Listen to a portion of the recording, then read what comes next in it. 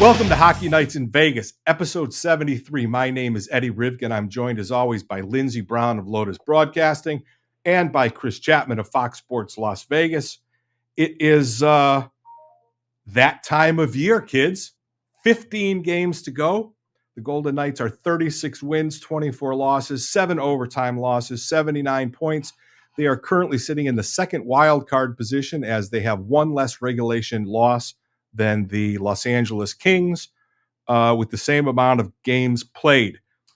We had a very special St. Patrick's Day matinee yesterday where the Golden Knights came back from a 1-0 deficit and defeated Mr. Chapman's lowly New Jersey Devils by a score of 3-1. Once again, I've selected the most important player of the game, but we'll get into how I got to do that. Jack Eichel, the game-winning goal in the third period with just a wicked wrister from the high slot. But yesterday's game was important for a whole bunch of other reasons. The first one that I would like to talk briefly about, message sent. Yesterday, both Ben Hutton and Alec Martinez, who was, by the way, scheduled not to play, entered the lineup, and the two kids on the D-corps, Zach Whitecloud and Nick Hague, were doing the popcorn run with us up in the press box. How significant is that in the context of their play or lack of their quality play recently versus maybe trying to get some games in for Ben Hutton and Alec Martinez getting back healthy? So is it message sent or is it just a rotation of bodies? Lindsey? I think both things can be true because I've been watching that third pair play, the one before Alec Martinez and Ben Hutton got out there, and they've been mostly brutal. And it's on really small details like gathers along the wall where they're not in the correct body positioning, or they're making a pass that I typically you wouldn't advise given the pressure around them. And I just think there's been a little bit of disjointedness with their pairing this year because Zach Whitecloud obviously missed a ton of time to begin the year. And that entire defensive group has just been in such a shuffle. And so I don't know if it's as necessary to get other people like lathered up because we know Ben Hutton can perform at a high level even if he sits in the stands for 40 games in a row. But I think it's more of a shot at those two being like, you have to be better in order to be out there because it's not like this team doesn't have depth. I thought Alec Martinez looked great yesterday. He looked better than he had in a long time. And I always expect Huddy to be ready to play. And so I would keep them in there. I would keep them in there for another game and you ride the hot hand. I'm not always the person that says ride the hot hand in every situation, but they haven't been playing well enough for me to say, yeah, you guys should be in this lineup over these two who put together a pretty decent performance. And there was only one goal surrendered yesterday, which is a little bit of an outside occurrence for this team as of late. Are you worried about the psyche of the kids? And I guess we could probably throw Paul Cotter in there because he's been a healthy scratch for the last two games for the first time in a season and 3 quarters, basically. Are you worried about how they're going to handle that sort of thing? Because it can mess with you. Oh, it absolutely can. I'm not really sure if I'm prioritizing the psyche of those three right now because this team has to find a lineup that brings a consistent game. And any person that's on a high-level hockey team would understand that if I'm not providing that service to the team, then whoever else should. Like, that's the right thing to do. It's a selfless thing to do, and there's certainly feelings of selfishness you do have to deal with because who doesn't want to be in there? Who doesn't want to play? But I think Zach Whitecloud is a guy that fought his way into this league, so I don't worry about him. I know that he's going to take it on the chin and be better. I would say the same thing to Paul Cotter. He's going to have to fight his way, kind of probably how Michael Amadio had to do for the first few seasons of his career. I guess the only person would be that I worry about is Nick Hague, but he doesn't really show me as someone who's like psychologically super pushover. But this is kind of the first time that they're getting the door shut on them in their young career. And so I don't know. It's up to them. You should take it as a challenge.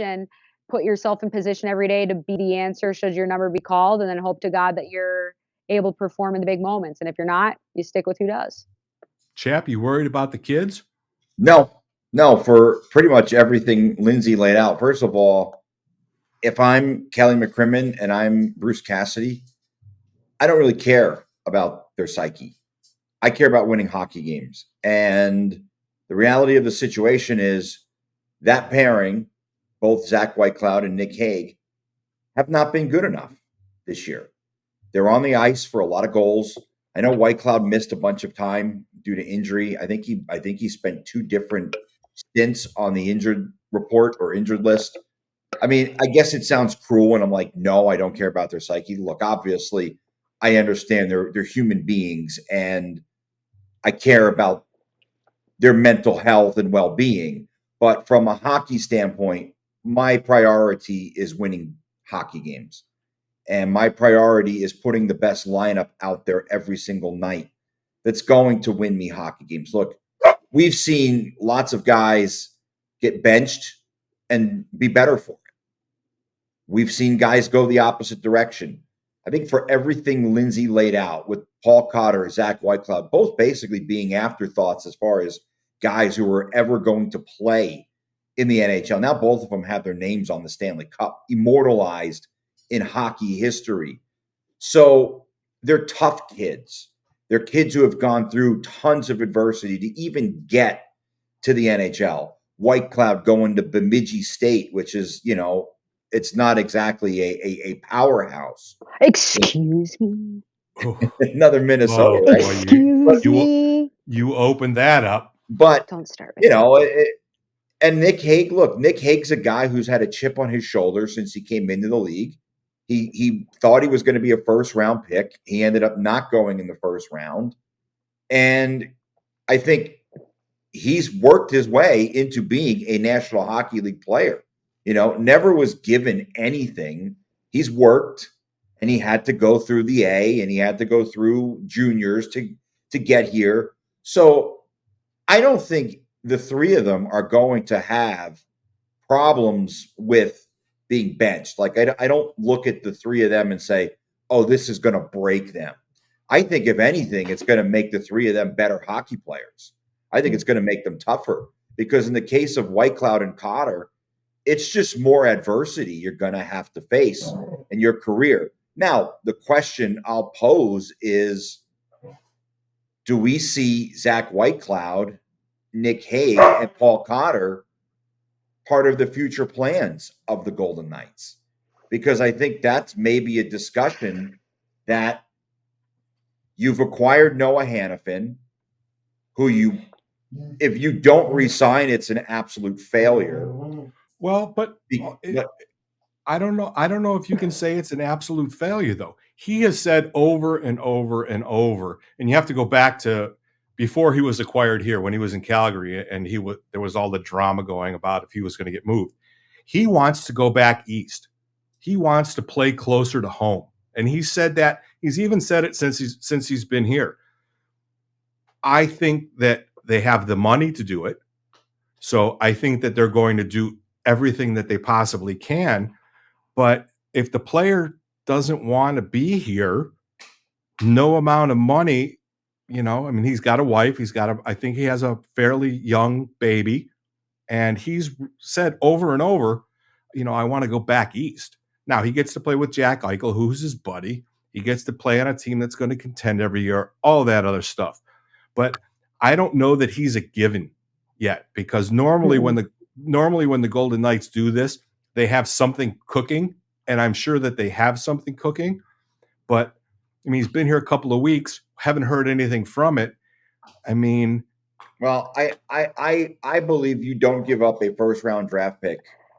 But look at what you're going for, Chapman. Like, you're going for a back-to-back. Yeah, like, first-round pick. It's a pick. It's a person. It doesn't exist. We overvalue draft picks because we haven't put a name or a number or a face to them. What does a first-round pick usually get done in this organization? It gets traded at some point. And so it doesn't really matter. Is it at the beginning of the assembly line, or is it at the end of the assembly line? Because not a lot of them make it here. but you're paying for a top pair defenseman on an expiring contract in which you can fit in with your money for a potential cup run. There are people that have paid that price and had people walk, and it's happened a million times before. And honestly, I'd put my money on Hanifin walking because of the Hurdle trade. I don't know how you make it work with the Hurdle trade, but I'm not a numbers person. I'm not trying to be today or any other day. But that reads to me more as a pure rental. And if I'm mistaken, whatever, who cares? But you have to be okay with letting him walk. Just like Chapman did. Yeah, just like Chapman just said, fuck this. I didn't like being talked to like that. I'm out of here. You can't be worried about the youngins' psyche. How do you think the team psyche is after yesterday's win in general? Do you feel like they're on more stable ground, or do you still think they're figuring things out? Because I think I'm more on the latter than the former. Well, I mean, Bruce said yesterday in the postgame, well, we've won 3 out of 4, 3 out of our last 4. It sure doesn't feel like that to me. But he's got to take little victories because he can't berate them. He can't berate them. He has to get the magic jelly bean. I totally get it. Yeah. But yes, they've won 3 out of 4 games, but it doesn't, I don't have any version of a calm feeling about this team at all. I mean, they played a pretty good game yesterday, right?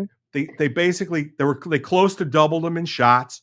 They didn't give up a ton of high danger areas. The one goal they gave up was, I mean, Hanifin flicked it after it was behind LT, but he happened to flick it right to Nico Hischier 6 feet above the blue paint. But it never felt like New Jersey was out taking. Yeah, but they had never really taken control of the game. We have seen games where the Golden Knights were just laying there and taking it.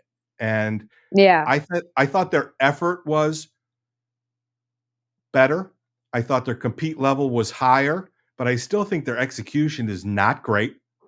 You know, they struggled connecting 2 and 3 passes yesterday. They're so disjointed right now. I mean, we talked about it. All of it. The flow. It has absolutely zero flow. The second thing about yesterday I would like to discuss is Logan Thompson. He got mollywomped against Buffalo, gave up a touchdown. How important, not only to the Golden Knights, was winning a game that we all agree they needed to and should have and did win, but how important was that for LT's psyche to have a solid 20 save, 1 goal against start? And oh God, I guess we'll say it. Are we at the precipice of a late season goalie controversy? Goalie Lindsey Brown? Oh my God.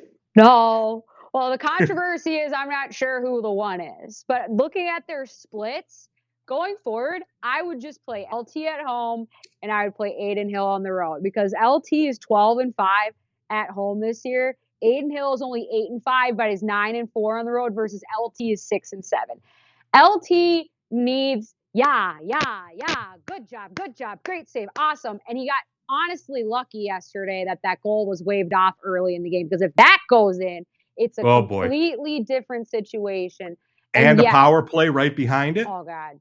Could you imagine that 7-piece we were talking about yesterday, that 7-4 would have certainly, it was hanging in the balance. And then they said no goal because they had to look at 2 different things to figure out it was no goal. But I digress. Yesterday was really important for Logan to just establish that I can win a hockey game. You'd be surprised like how big the monkey on your back can get when things aren't going well as a netminder, where you try to break things down into little bits and pieces, save by save. It's so micro-analyzed. But at the end of the day, when you're not getting the desired result, it's really hard. And there were some games earlier this year and even last year where he played incredibly well and the game and the team wasn't there to support him with the goals, and it ends up being a result that isn't indicative of the netminder. I'm still deciding on whether it's a big deal that he won or if it's a bigger deal that he didn't get lit up, right? Because there's a homeostasis that needs to be found with Logan and how he approaches the game. And Wait, so hold I on. I have think, to hold on. I have to yeah, I Google know. Get your homeostasis. dictionary out. Can, Get your can somebody dictionary get out. the chap? Can you get that for me? I I don't even need. Get know how to spell that word. Yeah, it's all good. It's all good. But to me, he still looks a lot more spastic in how he approaches saves. He's very and very reactive. And earlier in the year, he was a lot calmer. He was letting the play come to him. And so I hope with that win that we see a little bit more of a settling within himself in terms of how he approaches saves, where he knows where the rebounds, how many times did he make the save, and he's like, you get lucky sometimes. And so it's a step in the right direction for sure, but I don't feel confident in either one right now. But I don't feel confident in the team overall. Do you, Chap? Coach Chapman. Well, I don't believe there's a goalie controversy. However, I will say I do think if you're Bruce Cassidy, on the heels of Logan Thompson playing pretty well yesterday, I think you play him again tomorrow against Tampa. I think that's the direction I'm leaning. That doesn't necessarily mean there's a controversy, but for 2 months you've needed a guy to kind of take the reins and run with it. And Logan Thompson right now, I think, is the guy that you give the opportunity to prove that he can be the number one guy going down the stretch. Look, Logan Thompson, like Lindsey pointed out, he's been really good at home. Like his numbers indicate that he plays much better at home than he does on the road. And Eddie, you and I were in New York when Adin Hill made his return, and he played two pretty spectacular games back to back against the Islanders and then the Rangers in Madison Square Garden. Rangers, a very good team, potential Stanley Cup winning team. So, look, I don't believe there's a controversy. I just think right now, Logan Thompson played really well. Adin Hill hasn't played bad, but he hasn't gone out there and stolen a game for you. So I think you give Logan the net against the Lightning and see how he does. And look, if he plays a really good game again, then you come back Thursday against the Kraken. And then you give Adin the game against Columbus. I don't know. But let's get through tomorrow first and see where we are. But yeah, I don't believe there's a goalie controversy. And I also think that the team, much like Logan Thompson, needs to go out and prove that they can be consistent night in, night out. Look, you've got a really good team in the Tampa Bay Lightning coming in, a team that, believe it or not, is not Lots set. to play for. Yeah, is not set with a playoff spot at this point of the season, which seems like a rarity.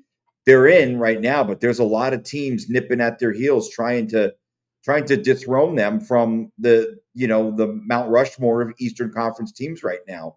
So look, it's a game with both teams having a lot to play for, and I need to see more. I understand there was a lot to play for yesterday. It was a team that embarrassed you back in January, a team that your coach basically called you a Sunday league team when you played against them. So I think, much like the goalies, I need to see more. I need to see consistency. And they played a great game yesterday. And I will say they played a great game yesterday. I think it was one of the best games they've played in 2024. So now you got to go out and you got to do it again. If that was one of the best games they've played in 2024, from a purist standpoint, that bar is pretty low. Well, there's not a lot to choose from. I mean, look. Compared to the Rangers game that we saw in Madison Square Garden, where they boat raced them. I mean, they boat raced the Rangers twice in like 8 days. Yeah, I mean, right?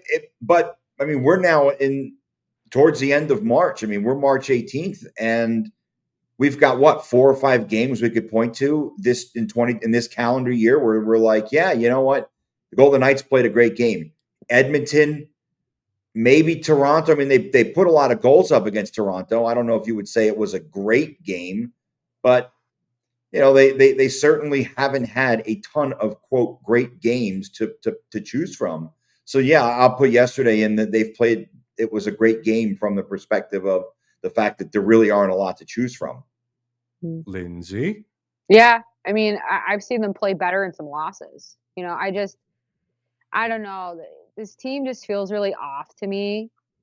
And I get worried about everybody's in the orchestra, right? And everybody hitting the same note at the same time. I'm not saying like hitting your peak of hockey like you're supposed to, at the playoff, but just to like get everything so we can get through the musical piece. But the great thing about this game is that all it takes is a couple of hot games from a goaltender to all of a sudden alleviate some pressure. Or maybe Jack with that goal he just snipes from the slot yesterday gets him going. Like there's not a lot of belief, I think, at least for me, in anybody having like a game breaker ability. I think that there's some foundational elements there, but it hasn't really developed much further than that. And so every game's an opportunity to add another Jenga block. And as mediocre as that performance was the other day or yesterday, it is one of their better ones as of late. And so you just got to take it. We got to win. We got out of there, but we're still not really any closer to finding our identity. But you keep trying and hoping that the timing will be there, and see. Our friend Paul De Los Santos from the Hockey News said that they look like they're sleepwalking. They look slow. They don't look engaged. Mm-hmm. And you hear all the time, oh, they'll just flip the switch when the playoffs comes. Problem is, we're not quite there yet. And I guess that's the perfect transition. On the last episode, we discussed how concerned are you about the Vegas Golden Knights making the playoffs? Coach Chapman said, nothing, 0. I'm not concerned at all. Lindsey Brown said 40%. And I think that I said 10 to 15%. Coach Chapman, it's been 3 games since your last prediction. How concerned are you about the Golden Knights making the playoffs? I'm still not concerned about them missing the playoffs. I mean, look, since then they've picked up 4 points in 3 games. They played a stinker in Calgary, and look, there's no real way around that.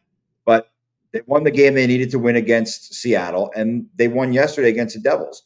They've got a 5-point cushion on the Wild with a game in hand. Granted, they do play 2 games against them coming up, one of them on the road in about 2 weeks or so. So that's a huge game. But look, the Wild, the Golden Knights took advantage of Minnesota losing over the weekend, and they took advantage of the Kings losing. Percentage points separate them from third place. I still believe at some point Nashville is going to come back down to earth. And we'll see. But like I said, I'm not concerned. What about the St. Louis Blues? I'm not concerned about them either. I'm still concerned. A hard 0. This isn't Kool-Aid that I'm drinking, but I'm drinking the Golden Knights Kool-Aid. Well, you're just the last person to jump off the boat. There's gonna be no room for you in the lifeboats when it's all said and done, and that's okay. You'll just go down with the ship. You'll go and down. The band. I'm going down with the band too. The band with the violin player. Yeah. Yep. Listen, I didn't want to be on one of those lifeboats with those stuffy people anyway. I wanted to be with the band. Okay, right. Lindsey, last episode, you were at 40% care factor. Right, which was like more, I think, inflated because I was scared to go with my gut, which I'm going to go with today, which is 35%. Oh, wait, what's the significance of 35? Well, I'm only slightly upset. It's my number. It's my hockey number. But while they have moved in a positive direction, like I said before, I don't really see that much progress in terms of finding a reliable identity. It was nice to go into the first intermission. I think nobody scored, right? So there's some progress there. But I just, in terms of the way that it's flowing, I think there's way too many shots coming from the outside, from the point. Everybody's adding an extra stick handle on their gather, especially on the power play. There's just all these like little things that I can see that I'm just like, that's not going to work. That's not going to work for long term. But, they're Stanley Cup champions. They have a lot of talent. So we'll see. So I'll go a warmer 35% chance. I am going to reduce my number from 10% to 9%. That they miss or that they miss? The level of my concern is a little bit less. Okay. And I'm going to say that principally because of Noah Hannafin. And I think that he's got 4 points in 4 games. We have seen exactly why they picked him up. I think that he brings an element of calm to what was a disheveled, flustered. I think they went 10 deep this year in the D with the kids from Henderson. I think that he's secretly he's the secret weapon. Hopefully, this having him on the first pair with Petro, hopefully it can lower Petro's minutes a little bit. He's still, in my opinion, playing too much. 25 minutes.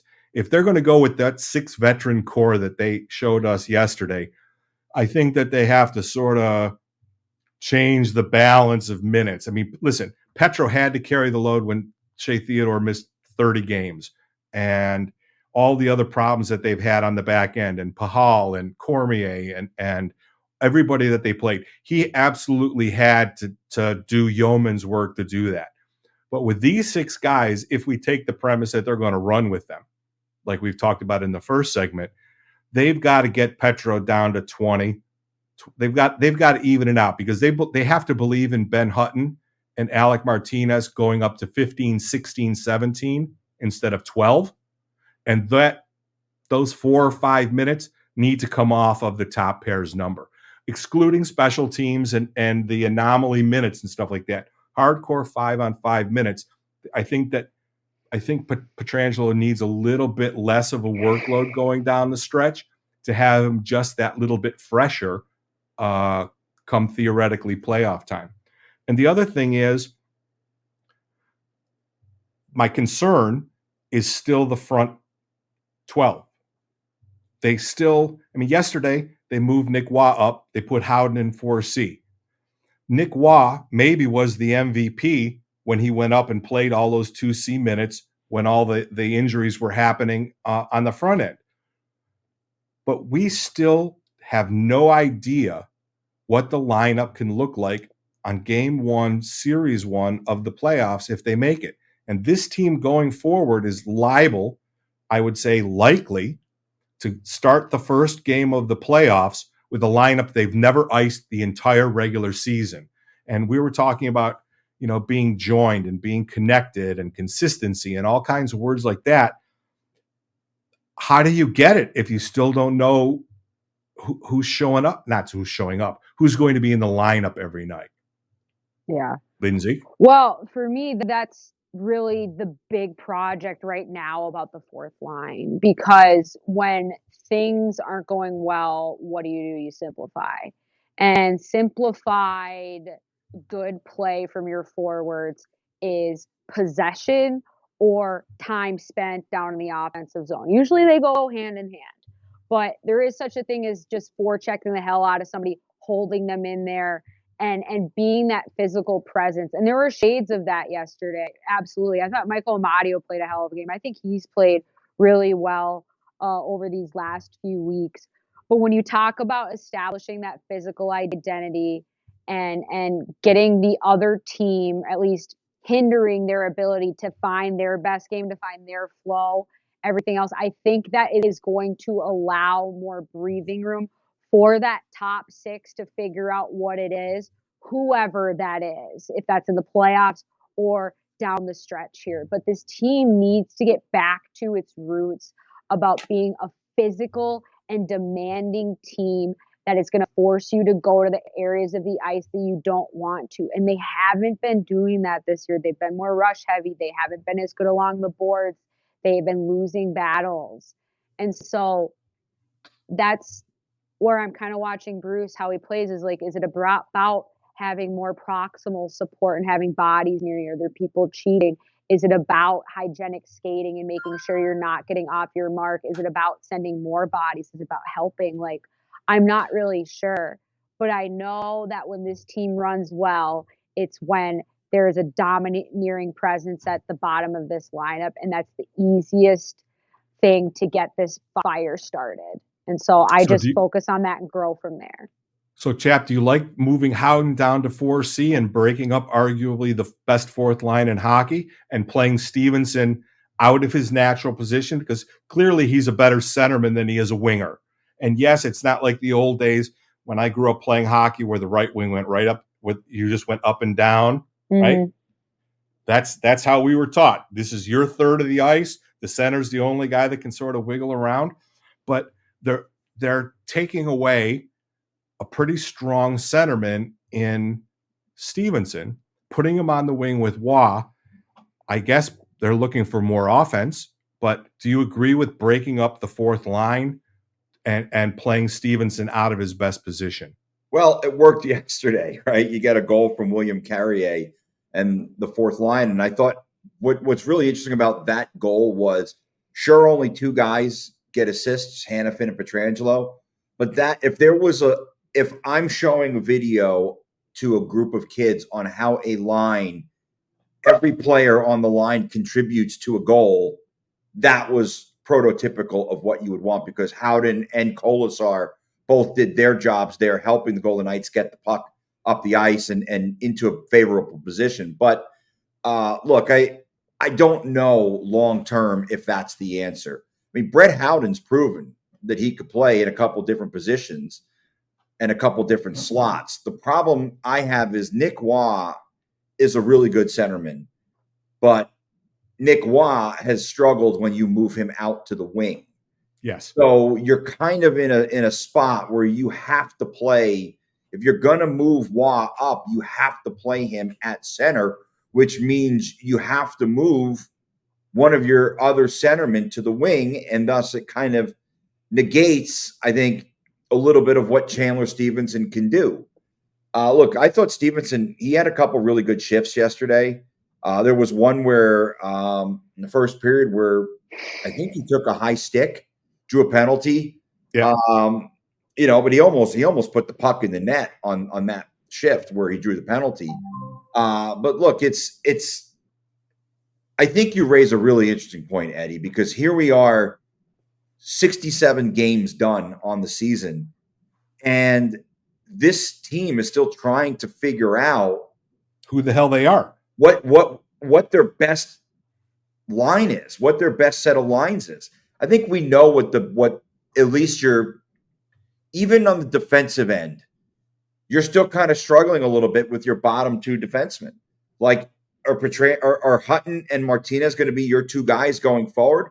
And look, we should note that Alec Martinez didn't come out of the lineup because he was playing bad. He came out of the lineup because he was injured. So, he took a couple of games off. I think he missed 2 games or whatever. And he looked really good yesterday. He looked great. He looked fast and on top of things. He looked like one of the year, advantages I had of doing the radio show yesterday was I got to listen to some of his, he was one of the walk-off interviews from the period, and he was asked, how he felt, and he said, look, I'm still banged up, but I'm paraphrasing here. Like, I don't remember the exact quote, but he basically said, look, it's March, and you're going to be banged up this time of year. So, I mean, while he looked good yesterday, you put some more wear and tear on his body. I guess the point I'm trying to make is we have 15 games to go in this season, and we don't know what the best group of 18 skaters that Bruce Cassidy has looks like, because I don't think we've seen it yet through 67 games, whether it's due to injury, whether it's due to guys not performing well. I mean, we just have not seen it. Eddie, I got 2 questions for you. Okay. Do you think Chandler Stevenson is playing well enough defensively to garner center prioritization? And should Shea Theodore be playing with somebody else?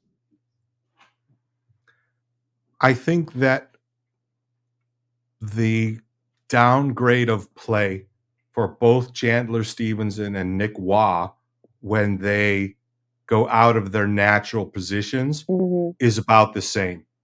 Okay. I think that God, it's the King Solomon choice of who you want to inflict a little bit of pain on by putting them in their off wing. You can't move Carlson off. He's too good at he's on track to maybe get to 30 this year. He's playing defense. He's playing defense. And he has an acute awareness of the defensive zone.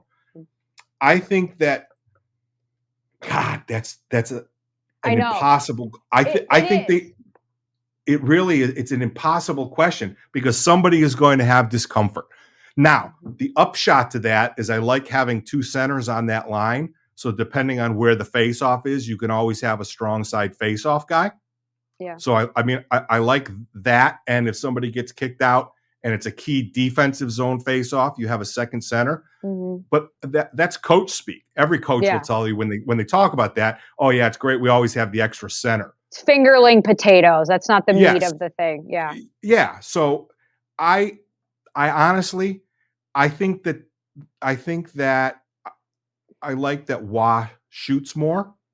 Mm-hmm. I still think that if Stevie would shoot more, his numbers would be up because Stevie has the raw speed to put himself in better grade A shooting holes, but he doesn't shoot. That's why I want him on the wing. That's the frustrating part. That's why I want him on the wing because honestly, especially with Hannafin and how we love a good stretch pass on this team, who does that usually go to 20? And so I don't want him thinking about being defensively responsible, being the paramount thought in his mind as a centerman because he's leaving lanes open left and right versus as a wing, you can get away with more, right? You turn off your brain even more and you say puck, puck, puck, give. And so that's where I'm with you in terms of how do you balance between the two.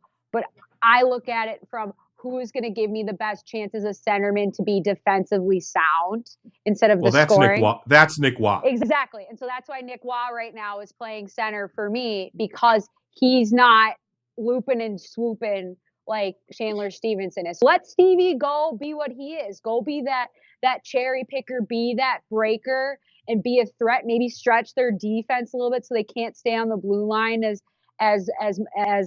stagnantly as they would like. But I think having Wah at the center is the best thing for the team right now. It might not be the same thing in the playoffs, but in terms of getting this team on track from the net out, that's right. I'm okay with it. But what about Shea? What was the second question? Shea, Theodore, and Brayden McNabb. I just know that Shea is struggling a lot. And so I'm wondering, do you feel like he needs to be let loose more? Does he need someone who's a little bit more supportive? Because I don't think Brayden McNabb is an unsupportive defense. He's a stay-at-home guy. If anything, he's not nearly as physically involved as he has been in past. And so how do you get Shea to hopefully a better place? I don't think that there's a good option because the thing about McNabb is sort of sneaky concerning, right? I mean, he's good for 7-8 just highlight reel smashes, right? I wonder, and we'll never know and they'll never tell us. I wonder if he's been nursing something all along because he doesn't even attempt the hits. Right. I mean, and Chap has brought up a couple of times in our conversations where his offensive numbers have gone up consistently for the last 3 years, but they don't need his offense as much as they need him to be a crunching, zone busting, defining defenseman. And I don't want to say he's not that. I'm saying that his play has indicated that he's not nearly as physical a stay-at-home defenseman as he has been in previous seasons. So It's just a comparison statement.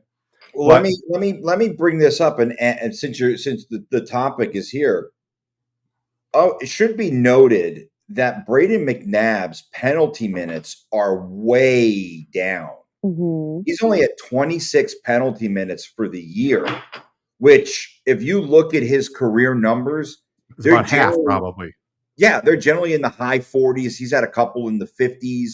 So I guess there's a trade-off, right? The physical play, you're kind of negating penalties. And because he's such a valuable penalty killer, I think it's more valuable for him to be on the ice when someone else is taking a penalty as opposed to him being the guy that takes the penalty. It depends on what you're trading, though, Chapman, because you're saying, well, if you get him on the ice as a penalty killer instead of him being in the box as the penalty person, that's one thing. But how easy has it been for opposing offenses to enter the Golden Knights zone this year? Like, Well, just from a that's psychological standpoint of what Brayden McNabb's services have previously provided is a fear of getting crunched, a guarantee that someone will get crunched if you attempt to go down here.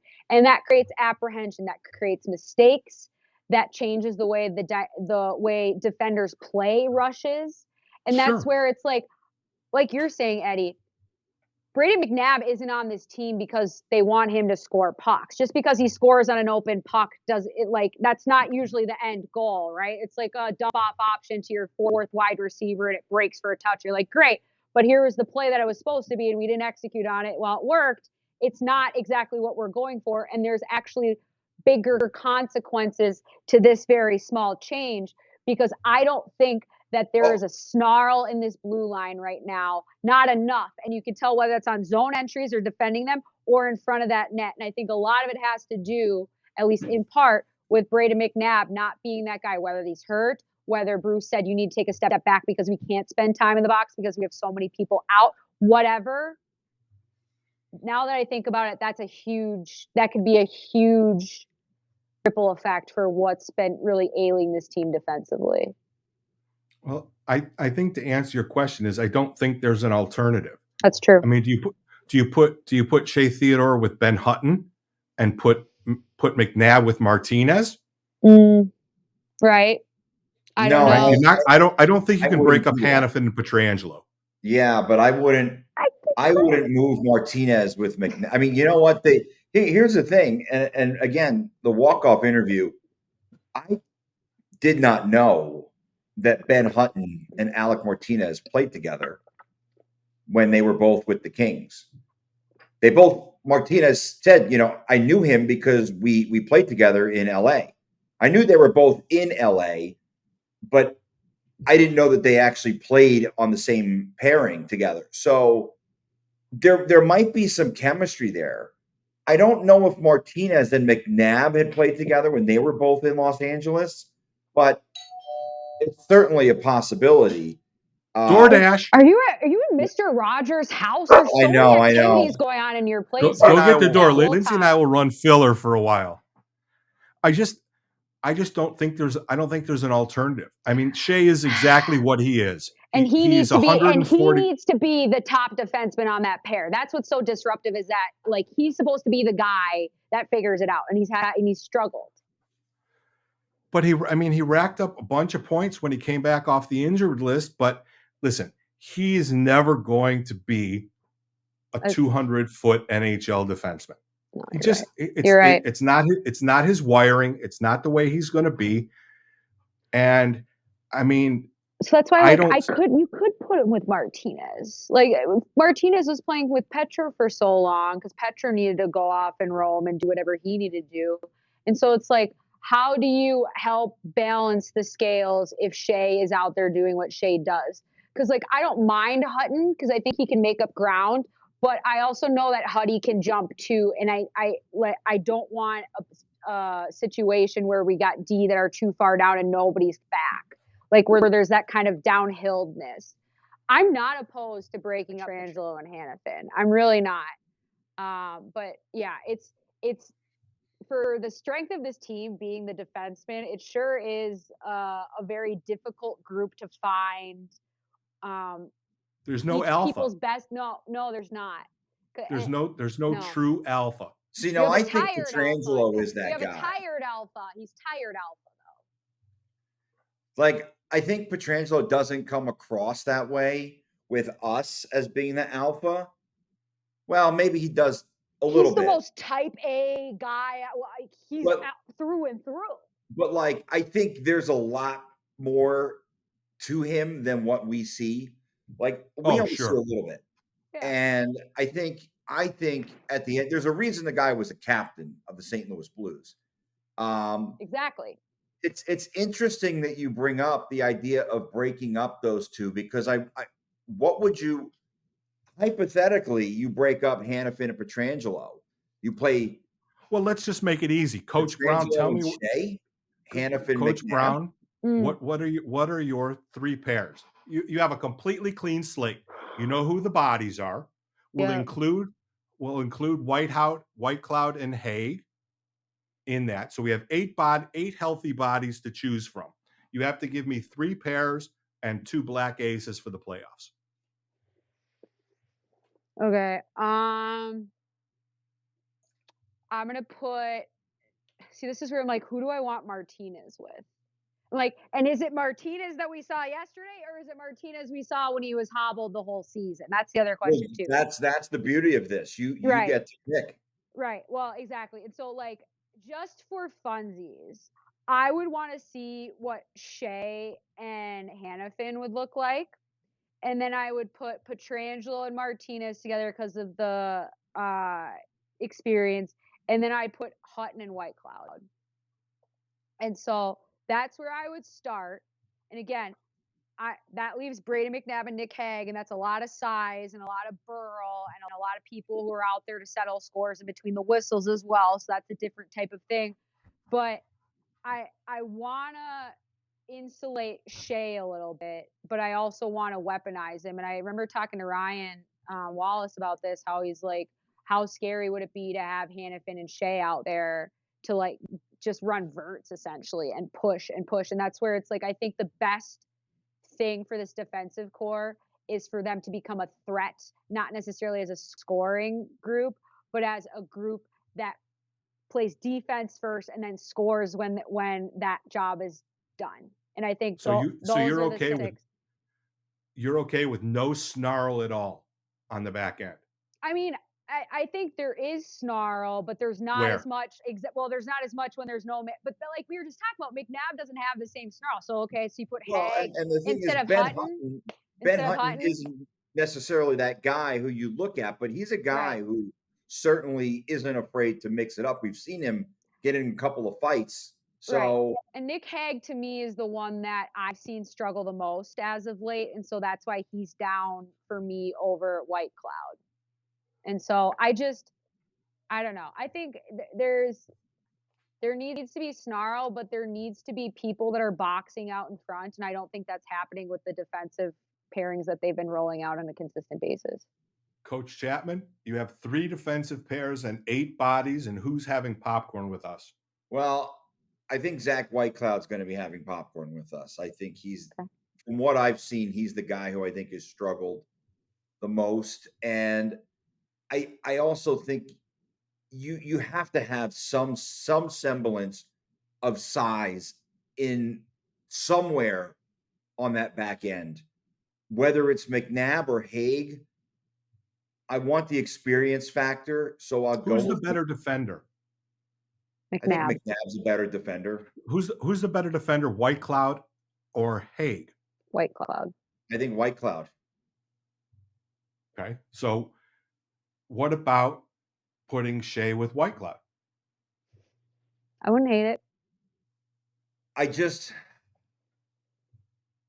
And then what do you do with the rest? You do what? Hutton and McNabb? You do Hutton and Martinez? You do McNabb and Petro. Yeah, I like McNabb and Petro. And then you're Hannafin and who? Martinez, Hutton. I think it's a good bad problem to have, but I think that they need to. Well, and the problem is, let me digress. If this was 10 games into the season, they've got the luxury of 40 games to figure all this stuff out. For sure. With 15 games left in the season, I don't think it's a really good idea to put all 8 of those guys in a blender and start fucking around with what's going to happen. Let me ask you guys both this. In a perfect world, Nick Hague plays like the guy we saw in the playoffs last year, the guy we saw in the regular season last year. Who's his ideal partner? The popcorn machine. I think he's the odd guy out. Yes, and I think it's Whitecloud. Because he's 6'6", 220 pounds, and there have been a number of games where saying somebody needs to take a receipt on somebody. Mm-hmm. And Nick Hague, he can punch the penalty box from the player's bench. His arms are about that long. Yeah. Right? But for a 6'6", 220 some pound guy, he doesn't play with a ton of snarl. I mean, we've seen him in a couple of fights. He more than handled himself.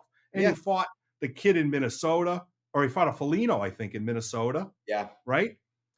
But he's not that physical when the game's actually happening. He's not that physical. No. He's not that fast. No. He's not that mobile. And listen, he takes penalties. I thought he was the guy that they were going to trade when they brought Hannafin in. I thought he was the odd man out. It's not that I don't like his game, but I think that his game fits the least with what they're trying to have as an identity, as a decor in front of their goalie. So to me, he's up with us. And then fucking A. I know. It's fucking hard, man. Because it's like, who's gonna play well? Like who? You can't sit Brayden McNabb. There's too much experience. There's too much. And maybe it's in the playoffs. Maybe he's saving it. I just think that there's something going on there. Mm. You know, and listen, ladies and gentlemen, I have no inside information. I'm not spreading rumors or starting fucking rumors or anything like that.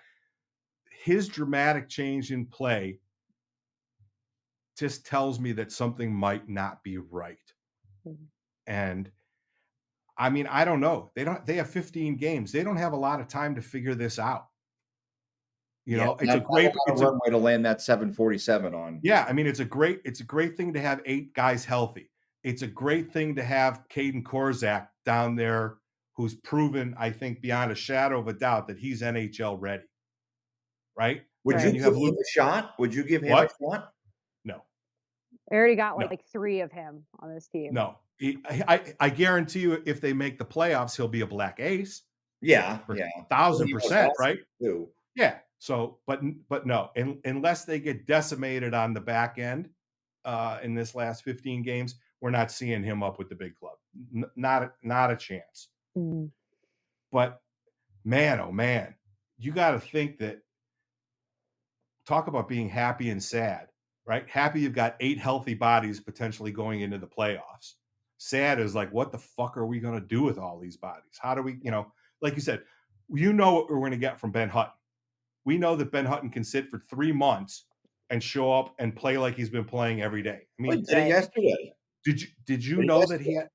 When I saw that down in the corner, Lindsey and I did a little different yesterday. We went down to the Zamboni tunnel corner, and they're holding up a 500, and Lindsey's like, "Whose 500th game is it?" And it was Ben Hutton's 500th game. I think it was Barbashev's. Both of them. Both of them. Both of them played 500 games. It was their 500th game in the NHL yesterday, the 2 of them. So isn't that special? Yes, it is. Yes. So for I mean, Ben Hutton's got the greatest job in the NHL. 7th defenseman. He's absolutely a lock at what he does. Mm-hmm. He can if God forbid injuries popped up again, he's a lock to be a 6th defense. He's a 6th defenseman in every other team in the NHL. I dare you to show me one team where he's not better than somebody on somebody's 3rd pair somewhere. Yeah. Except ours. But yet here we are having the conversation on who's playing in the playoffs. Like that's like you said, the beauty of it, but also the thorn in the side of it, because you're Bruce Cassidy, you've got to look at an entire body of work. And we know Pietrangelo, Shea, and Hannafin, and I would even put McNabb in there as guys who are locks to be on the ice for the Golden Knights, barring unforeseen circumstances. So basically, you've got 4 guys who are competing for 2 spots. Well, I put a healthy Martinez in there, so I think it's 3 for 1. I think that's fair. I think Martinez is in there too. A healthy Martinez. Yes. So healthy Martinez. I don't think we're going to see any changes for tomorrow. Like, I don't think Ben Hutton or Alec Martinez are coming out of the lineup tomorrow against Tampa. So if those 2 guys go out there and play another good game like they did yesterday, I think this could be something that we see going forward. I don't think maybe the answer to all of this is what we saw yesterday is what you're going to get on the back end. On the back end. Because who the hell knows what's going to happen if Stone and Hurdle are available? What the hell, you know? I don't know. Get in. Like the reality is they got to get in. They got to find a way to get in the playoffs, which I think they will. I'm pretty confident that they will. And then all hell breaks loose. You know, it's like the Royal Rumble. You know, you got Jim Ross. My God, that's Mark Stone. You know, it's like it's what it turns into if you, and not only getting into the playoffs, because I have a feeling Mark Stone, assuming, which is stupid, right? Hypothetically, if Mark Stone is available at any point in the playoffs, I don't think it's going to be early in the playoffs. I think it would probably be second round or later. Probably something like that. So, but Tomas Hurdle, you think is going to be available in about a month. So less than a month. So that he could slot right into 1C. Yeah. Yeah. Could you imagine Hurdle, Eichel, Carlson, and then you pick the fourth? Yeah. Holy Christ. We have bona fide again, we should talk about the forward line puzzle next.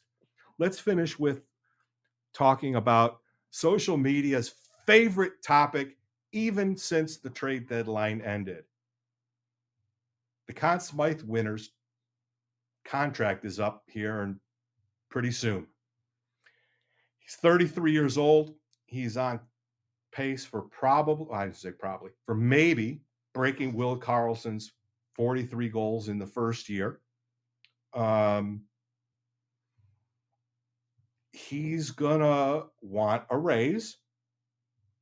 He's going to probably want some term. But the Golden Knights have shown that they're not very interested in giving term to a player who's entering their year 36 season, which Marchessault would be in a 3-year extension. Boy, oh boy. Now we know that the Golden Knights will get rid of Jonathan Marchessault unceremoniously if they don't take his offer. They don't give a flying fuck. There's going to be an offer on the table. It's going to be, we can debate what it's going to be. I think it's going to be 2x6, something like that. But homeboy is due for a raise. He won the Conn Smythe. He's proven himself as an undrafted, legitimate NHL scorer. But does he fit in with the Golden Knights beyond this year? Your answer has to take into account salary cap, term, and age. Those are the 3 factors that determine your answer. Mr. Chapman, is Jonathan Marchessault a Golden Knight next year? Well, I feel like maybe my opinion on this has kind of wavered a little bit, because before he went on this hot streak where he was scoring a ton of goals, my initial thought was no brainer. They'll figure out a way to bring him back. The more I think about it, the more every time he scores a goal,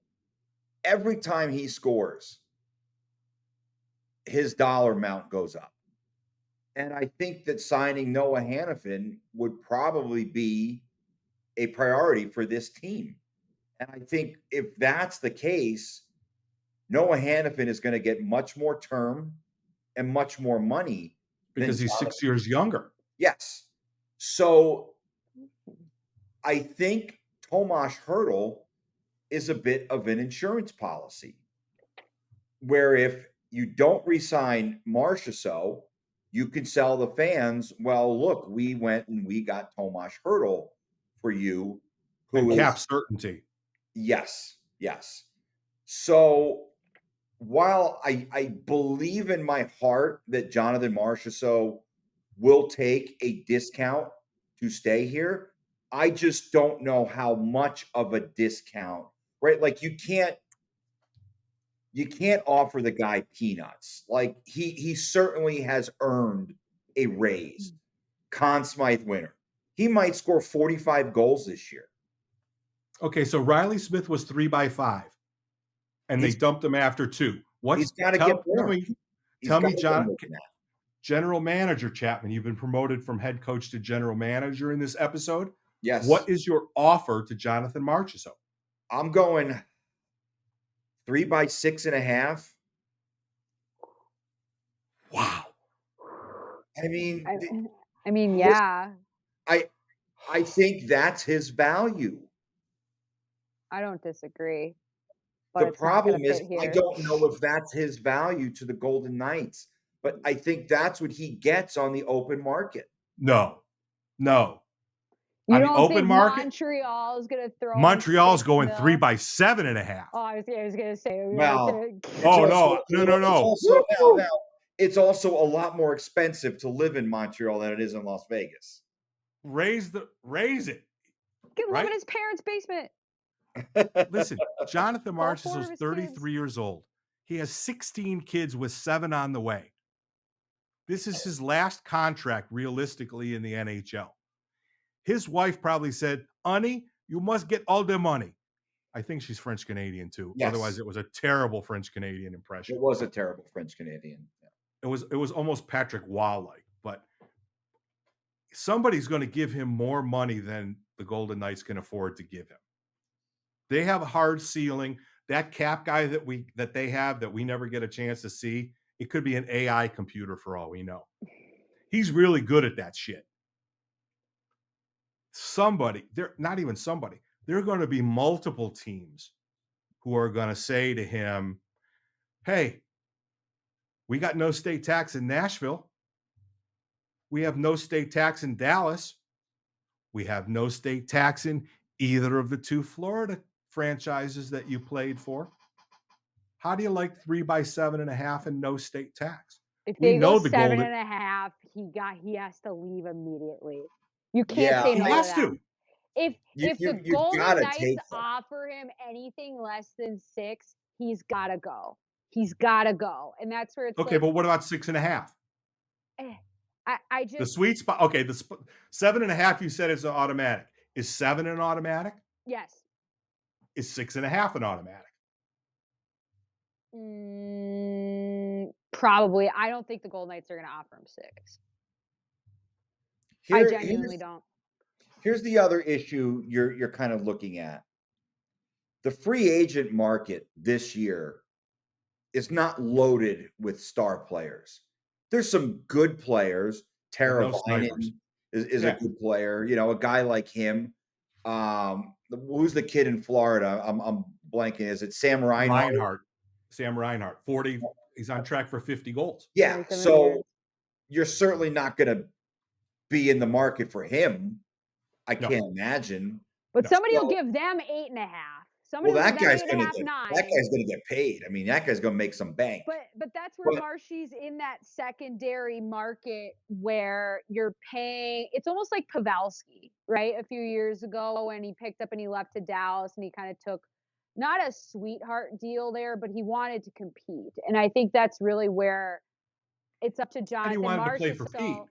Yeah. Well, he wanted to. Well, yeah. Pavelski was there before Pete was. Right. Right. So he took money to go compete in Dallas, and then Pete ended up in Dallas. Well, I think he re-signed in Dallas after. Yeah, but he didn't go there. Pete was still in San Jose when he left. No, so it has nothing fucking to do with. He was here, I think. Joe Pavelski left San Jose to go to Dallas. Pete was fired that year because they were shit because their captain left and they fell apart. And then 2 days later, he was with the Golden Knights. Follow? So, but he didn't go there because of Pete DeBoer. No, nobody's saying that. God, I feel like I just got bullied. Jonathan Marchy, so it reads similar to me. It's a very different skill set in terms of how he scored goals because Pavelski's a net front guy, which is such a different type of just specificity.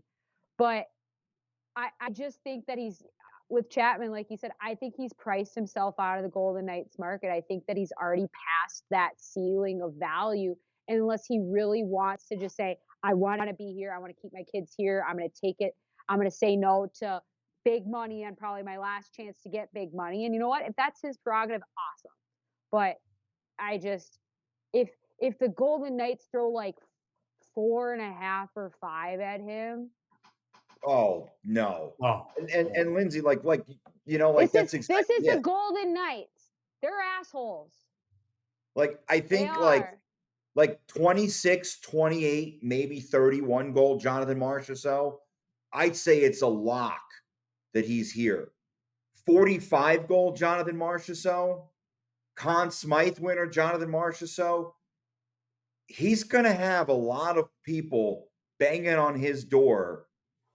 You know, I mean, I Let think, him and be that's free. why I think the move for Tomas Hertl, once they made that move, it made me say there is a possibility that Jonathan Marsh or so is not back here next year. So the All right. question then becomes, do you bring Mantha back? No. No. And that's the short answer. He's We'll a talk rental. about that. And we'll He's talk a about that rental. another episode, because I have opinions about Anthony Mantha, and that's based on watching him for a long time playing. Indeed. So we like to do predictions. We like to find out how bad we are and make sure that it's saved for perpetuity on our channel. So it's a very simple question. It doesn't have to do with years, doesn't have to do with money. Thumb up if Jonathan Marchessault will be a Golden Knight next year, or thumb down if you don't think he'll be a Golden Knight next year. And you get bonus points if you say thumbs down and you pick his correct landing spot. Mr. Chapman, Well, thumb up or thumb down? And do you care to make a prediction on where he lands?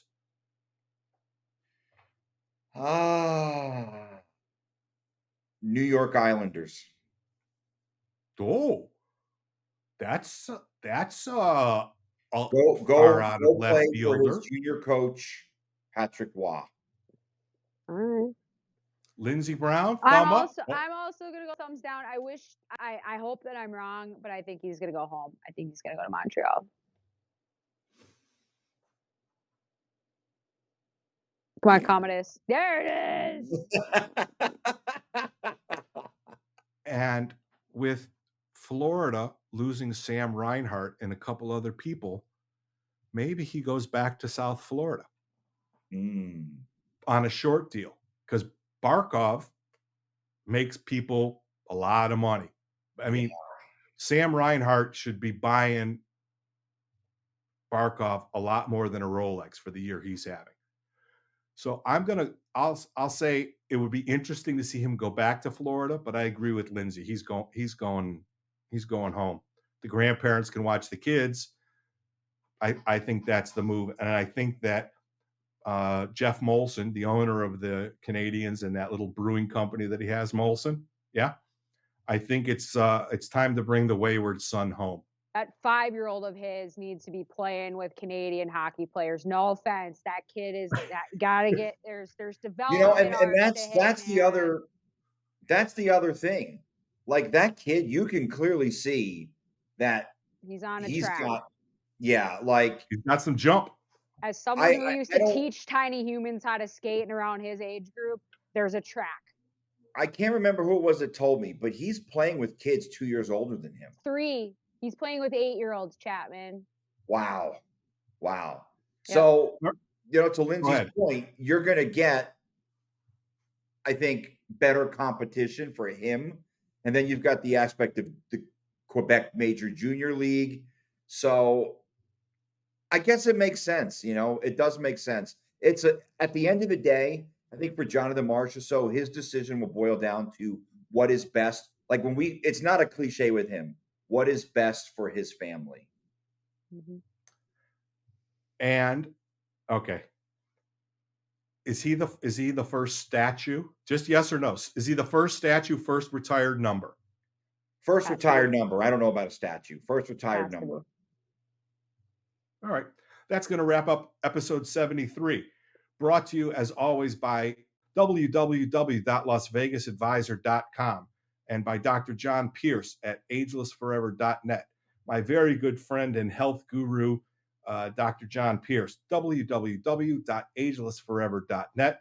We have surpassed 200 subscribers. We are well on our way to 300. Well, actually, we only have 205.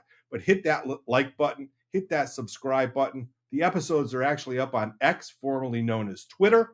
So I hope you like today's show. It's playoff crunch time, and there will be lots and lots of really good content coming up. Episode 73, we're going to call this Message Sent, because that's what we started with, is in the books. Thank you all for watching. Lindsey, Chris, see you at the game tomorrow night, and we are out of here.